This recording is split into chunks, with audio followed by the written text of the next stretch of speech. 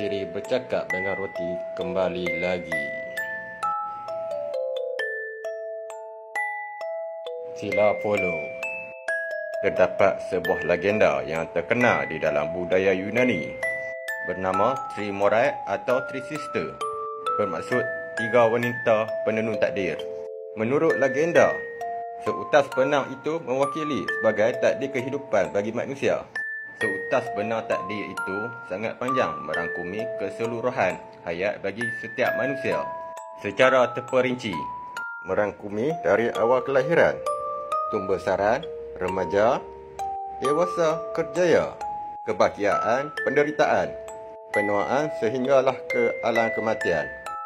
Sekiranya ilmu Kabalah dan ilmu okkultisme menggambarkan Three Sister ini sebagai wanita yang menggoda, tapi jauh berbeza daripada tiga beradik Morai ini.